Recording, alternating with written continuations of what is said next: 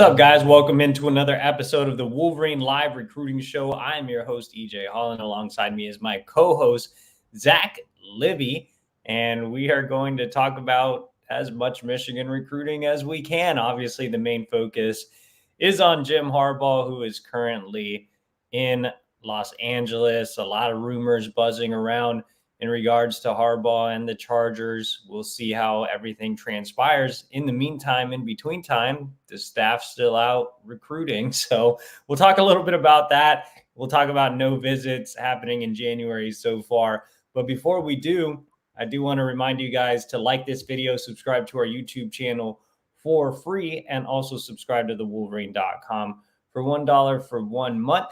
And this show is brought to you by Leonard Financial Solutions. Leonard Financial Solutions founder Jonathan Leonard wants to listen to you to get to know your story and how he can best help you. People often hesitate to contact a financial advisor because they think they have to know what they want first. Leonard Financial Solutions founder Jonathan Leonard will start with you at square one, getting to know you and your unique situation. You don't want to outlive your retirement money. You don't want to make risky investments. You don't want your loved ones to experience financial insecurity. Leonard Financial Solutions wants to alleviate your fears by providing you with options for life insurance, income protection, retirement income, safe annuities, Medicare. They take the time to explain the pros and cons of each potential product and will not rush you through the decision-making process. When is the best time to sit down with a financial advisor? The answer is now. Whether you're just starting out or hoping to retire, Leonard Financial Solutions is here to help you. Get a free consultation at www.leonardfs.com or call 856-444-LIFE. Again, that's leonardfs.com or 856-4444-LIFE. All right. Shout out to Leonard Financial Solutions for producing tonight's show. Do not be like me. You should be like Leonard Financial Solutions, and or you should use the Leonard Financial Solutions. I just dropped like 3 bills on some off-white shoes, and I shouldn't be doing that. I should be investing my money and doing the annuity stuff. I don't even know what that is. I need to get with Leonard Financial Solutions, and so does Zach, right? Leonard Financial Solutions all the way.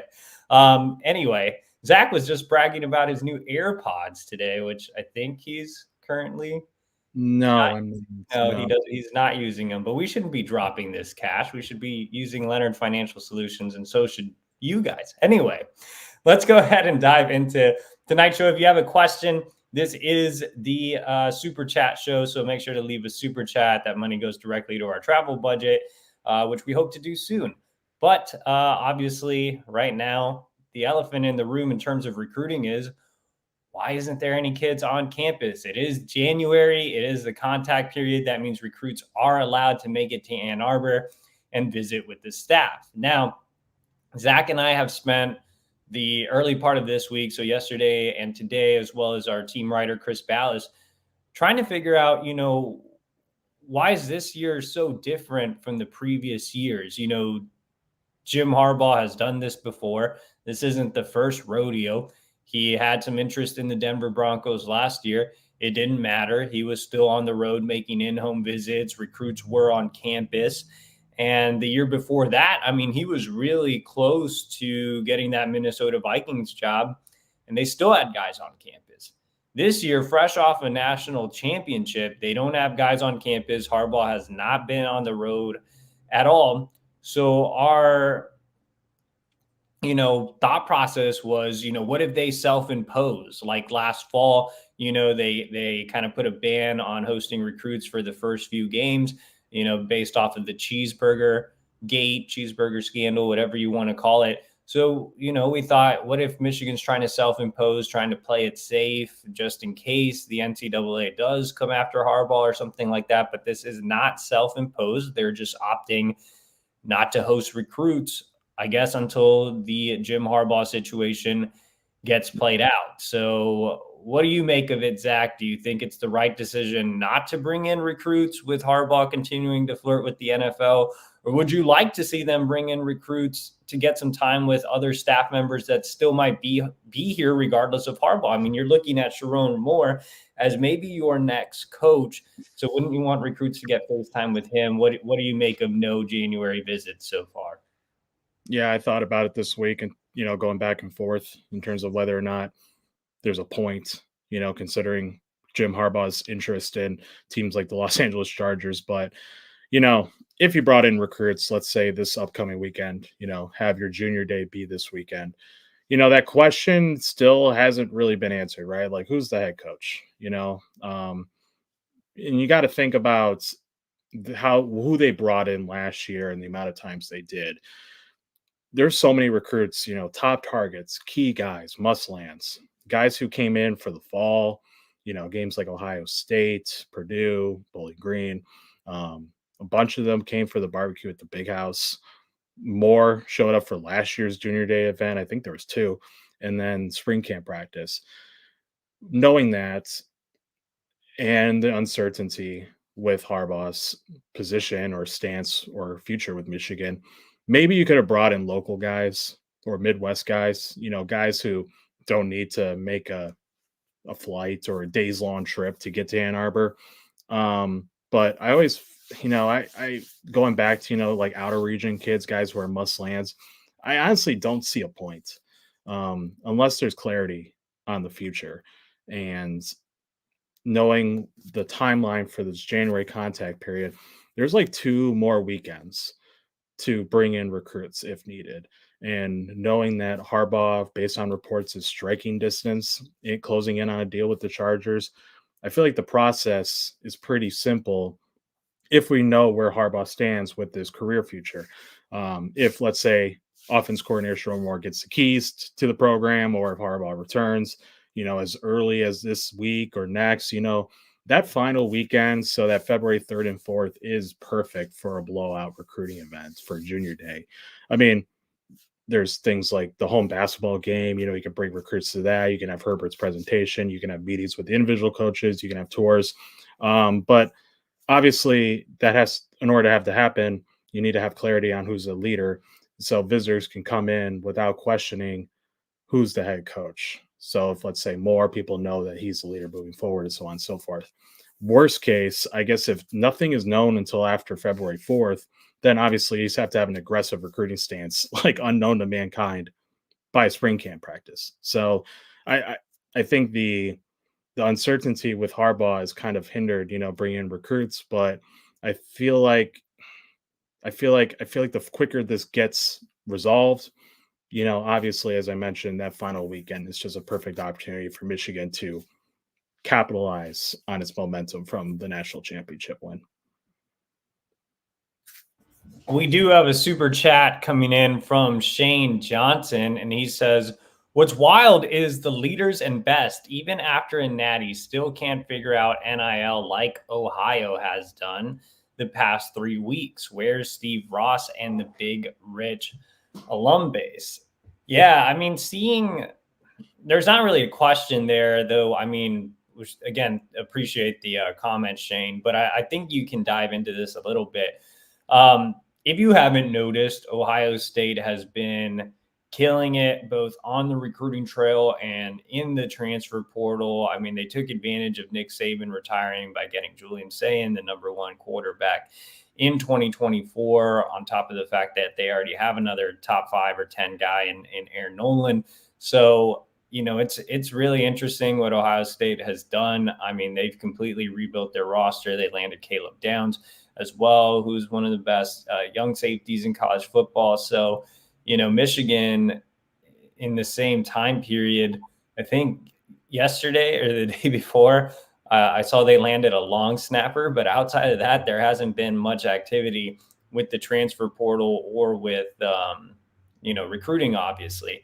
And I think that still goes back to Jim Harbaugh not being in office. Right now, there's no one really leading the program because your leader is out interviewing with, NFL teams, with the Chargers, with the Falcons. So I think it's tough. I think, NIL is the bigger issue in terms of long-term recruiting Michigan needs to get that figured out so they can continue to compete for national championships regardless of who the head coach is. But in the interim, I think Michigan needs to figure out who the coach is first before they start landing commitments and portal guys. Any other thoughts there, Zach? Yeah, I mean, obviously it needs improvement. I don't know. You can't, if you're not going to use NIL. So I saw this somewhere on the message board, the Ford, and it really makes sense. You can sell, you know, stability and development like Michigan has in the past, which has led them to a national championship, and then you add NIL. I feel like they need to have stability first. I feel like the Jim Harbaugh stuff needs to figure out before we can start figuring out NIL. But if you're not going to do NIL like an Ohio State has done or any of the Southern schools, you have to have stability and development. And right now, Michigan doesn't really have stability. So they need to figure that out first. Yeah, and I mean, JH makes the comment, just won the last true championship. Here on out, money and the NIL wins. Yeah, I mean, it's important to note, like I've seen a lot of people try to make the counter argument, well, Michigan won a national championship without NIL. Well, the guys that are on the roster were on the roster for this national championship when the significant players, NIL wasn't a thing back then. It wasn't until the 2022 recruiting cycle that NIL really started. And at that point, it was still new. So teams were starting to get it figured out. So now you see in the 23 and the 24 classes, NIL has really taken over. And Michigan, coming off of playoff appearances, or 2 playoff appearances, now they have classes ranked outside of the top 15. And that's a problem moving forward. You need to continue to recruit at a top 15 level. I'm not expecting Michigan to go full on pay for play and have top 5 recruiting classes. But with the development and the coaching, I think that you can land a top 10 to 15 class every year and be extremely successful at Michigan. So, I think it's counterproductive to point to that because NIL wasn't a thing on the recruiting trail yet. And you can say like, well, money worked out so well for Texas A&M. It might not have worked out well for Texas A&M. I covered Texas for a long time, and Texas A&M is about as dysfunctional as you can get. Regardless, I feel like Texas A&M could bring in all 5 stars, and they would still find ways to lose. Like that's such a dysfunctional place. But money has worked out well, whether it's NIL or under the table for Alabama, for Georgia, for Ohio State. These college football powers that have been long lasting, I think money's been just completely fine. So I'm not saying for Michigan to do that, to go all in on pay for play, but I do think that there is a need to improve NIL so you can have recruiting classes like you had in 2021 and 2022. 2021 with JJ, those guys were top 15, 2022 with Will, those guys were top 10. So I still think you need to recruit at that level to sustain success. And I think when you have a program like Michigan, you can continue to build that culture and find the right type of guys. But, in terms of the no January visits, kind of getting back on topic, look, I think that you could make the argument either way. I think you could say, well, Jim Harbaugh is not here, so there's no point. And when I say Jim Harbaugh is not here, like he's not here, right?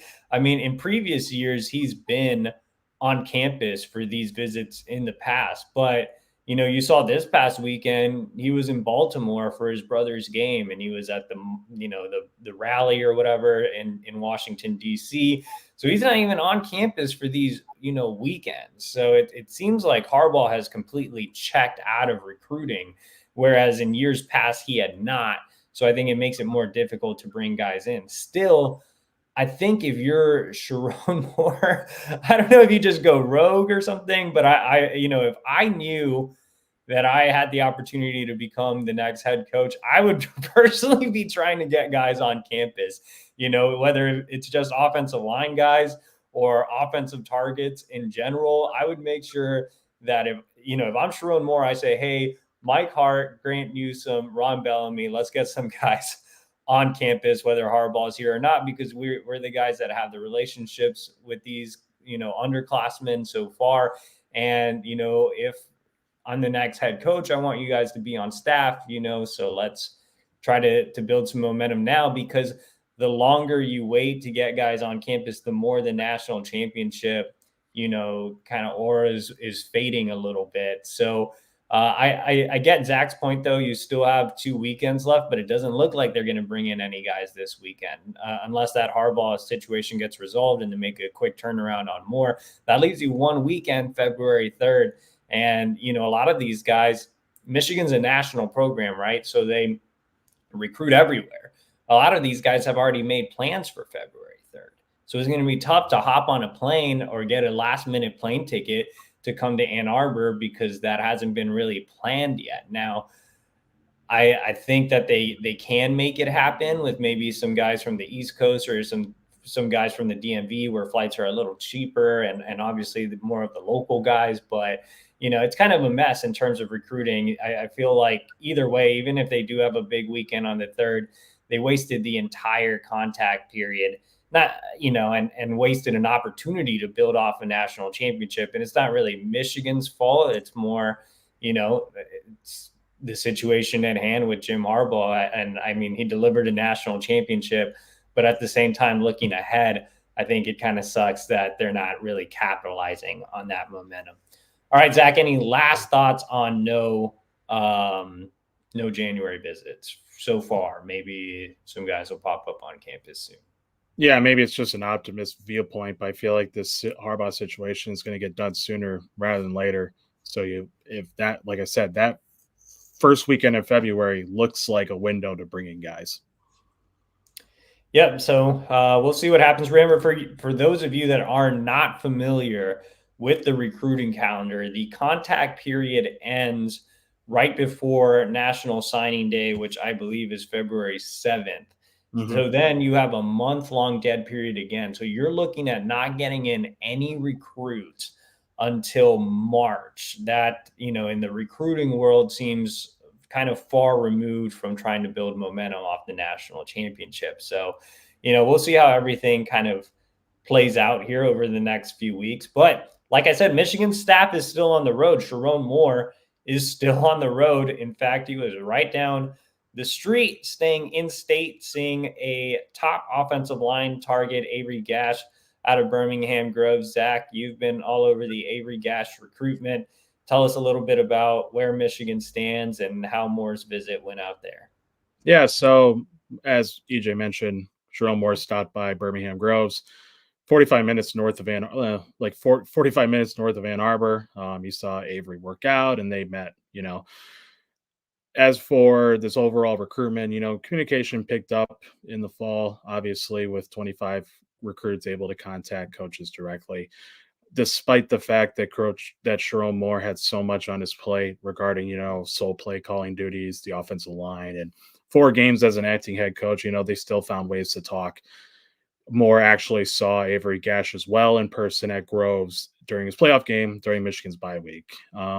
This January visit comes after Gash visited Ann Arbor 3 times in the fall for games. From talking to family, talking to Gash himself, Michigan rolls out, the so-called maize and blue carpet every time he's on campus. He never leaves feeling like he wasn't a priority for the staff, whether it's coaches or the recruiting staff. The family has been able to sit down with Jim Harbaugh a couple of times. They like talking to him. Academics is playing a big role in this recruitment. So the Ross Business School is something that both the family and Avery want to check out. But yeah, I mean, obviously being recruited heavily by the national champs who are less than an hour away from your home is, let alone enough for any kid to be interested in them. But, there's so much competition for this recruits. I mean, Gash is being heavily pushed by Ohio State. I was hearing there were plans by head coach Ryan Day and offensive line coach Justin Fry to visit Groves as well. There's so much snow in metro area, so they had to reschedule. But obviously, Ohio State's a big one in this recruitment. USC, Wisconsin, Georgia, Michigan State with its new staff. They're making in-state recruiting probably its biggest emphasis during the January contact period. And Avery Gash is one of them, being that his parents graduated from East Lansing. But I know there was a lot of buzz about Avery after the Ohio State win. I mean, there was a lot of consideration for him to commit to Michigan. But, I have said this, they're going to wait till official visits the family. So there's going to be a lot of time for Michigan and these other schools to continue having Gash on campus. He is expected to go to East Lansing on the first weekend of February. So if you want, I don't know where his plans are this weekend, but this would be a good time to, if they decide to bring in recruits or for spring camp practice, and then obviously for an official visit. But yeah, projected to be a guard, really mean kid on the field, loves to finish blocks, just that grinded out mentality that Michigan has and won Joe Moore Awards. So this is a must land. This is the top target for Michigan in state. So, I think Moore is going to continue pushing as hard as he has, which includes obviously seeing him this week. Yeah, and for full details on the staff's whereabouts, you can head over to thewolverine.com. We're constantly dropping updates on where the assistant coaches are. Jesse Minter, and despite the NFL rumors, was out recruiting in Chicagoland. Mike Elston was out with him. Clank's been all over the place. Jay Harbaugh was in Georgia today. Ron Bellamy's been all over the place. Kurt Campbell's been all over the place. So you can get full details over at thewolverine.com. Now, I will say this, since we are talking about Avery, I think that Grant Newsome is a possibility as the next head coach. I mean, not the next head coach, the next offensive line coach. Sorry, Grant. But no, I think Grant Newsome could potentially be the next offensive line coach if Sharon Moore takes the head coaching job. And, Grant's been out there seeing some top offensive line targets as well. He was seeing Michael Carroll yesterday out in the Philadelphia area.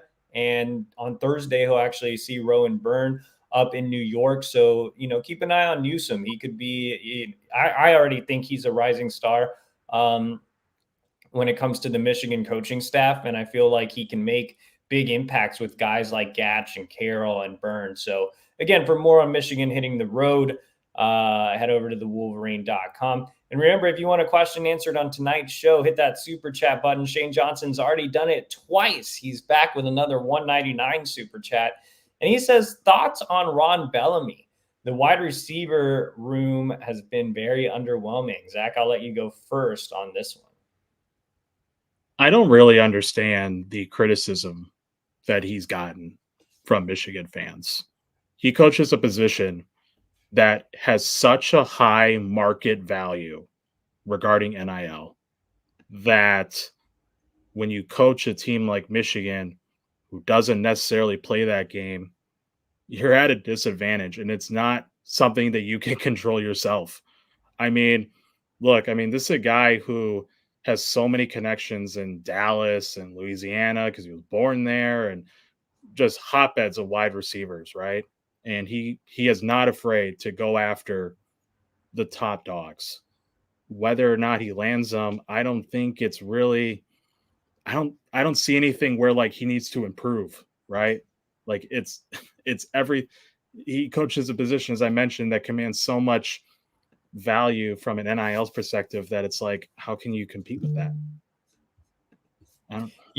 Yeah, I feel the same way. If you're Ron Bellamy, you have both hands tied behind your back when you're recruiting. One hand's tied behind your back because there is no real NIL.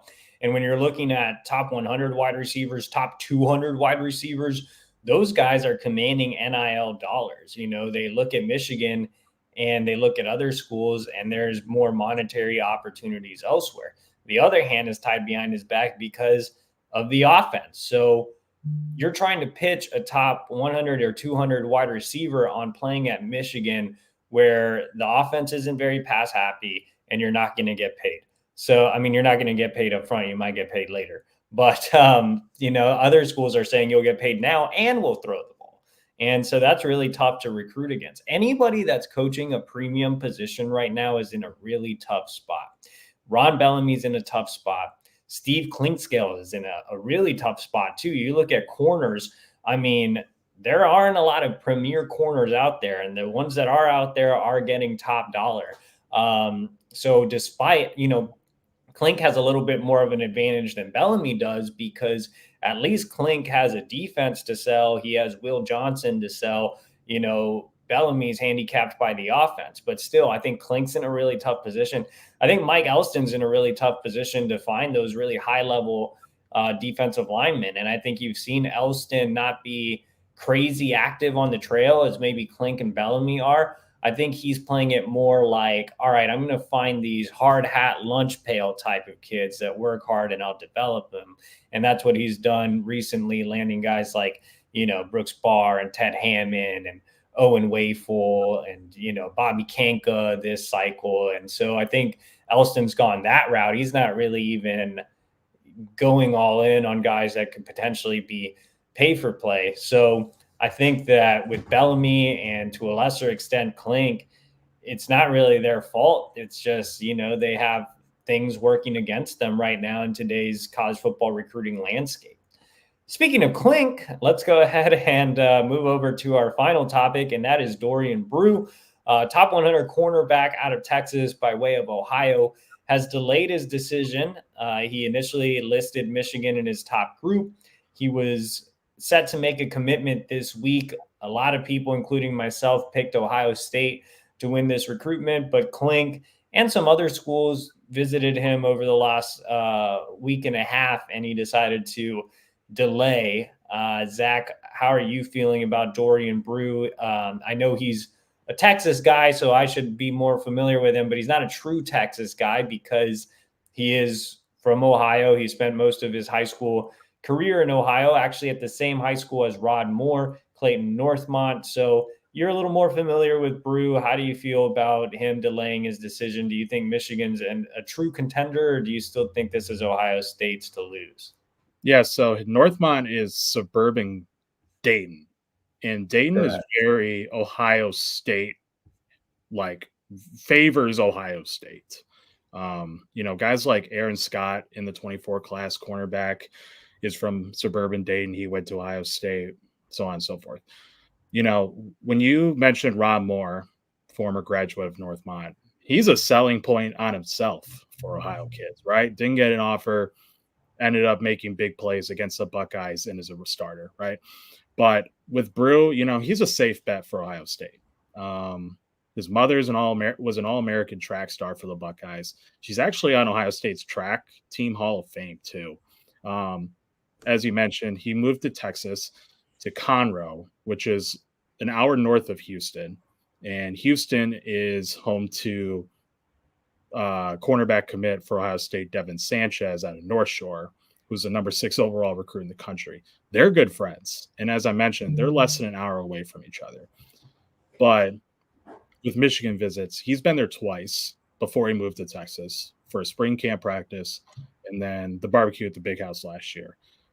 Klink's visit for him in the January contact period, I think it's huge because it shows that Klink doesn't care about going after Ohio State kids but OSU connections.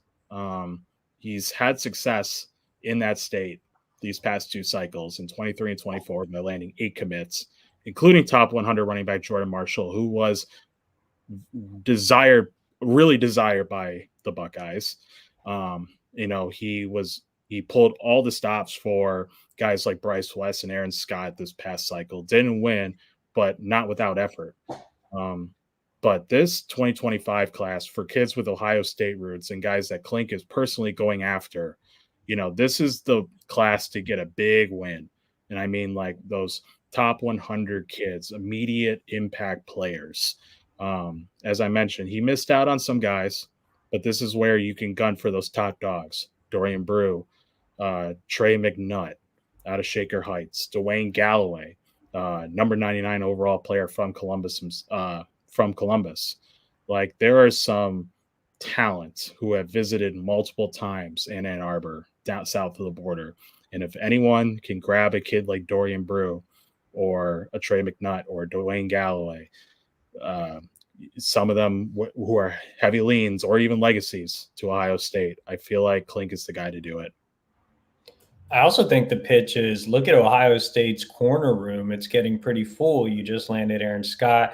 You just landed Bryce West. You just landed Devin Sanchez. So now, you can tell Brew, hey, come to Michigan, be a Buckeye killer, go against the grain, be like your, former classmate Rod Moore, and play early. Like, there is a big need at corner for Michigan. I mean, you look at the roster right now, and there's clear uncertainty who's going to play opposite of Will Johnson next year. And even corner recruiting the last couple of cycles, Josiah Edmond has been a big rankings riser, but I don't think he or any of the recent lands are really going to scare anybody off. I think you sell him on the opportunity for an open competition and playing in an NFL style defense and playing for him, for Klink.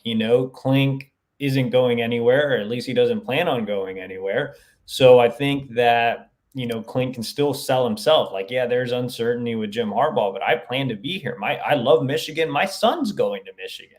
So I think that, yeah, if there's anybody that can shake, the needle there, it's Klink. I still think it's going to be a bit of an uphill battle. I still think Ohio State is the favorite for Dorian Brew, but it was definitely needed for Michigan to have him delay, and that's exactly what happened. So you just mentioned two additions, right? Like Devin Sanchez and Scott and West. They just landed transfer from Caleb Downs. So, right, you just mentioned it. Like, how much playing time could you possibly get realistically as a corner for Ohio State, right? As a immediate freshman, considering all the competition that you have. Yeah, as a DB in general, I mean, you have a lot to sell if you're Michigan about open competition in the secondary. I know guys are coming back like Rod Moore and, Makari Page, but those guys are gone next year. Will's gone next year. I mean, if Keon Sabb has a great season, he could be gone the next year. He came in the same class as Will. So, I mean, I think that's your pitch to all these guys in the secondary. But of course, like I mentioned earlier in this show, you're kind of handicapped by a lack of NIL, and you're facing an uphill battle with Brew just because of those Ohio State connections. But you do have a lot to sell if you're Klink when it comes to Brew and some others this cycle, like you mentioned, Zach, Dwayne Galloway, who's in Columbus, Trey McNutt, who's up in Shaker Heights.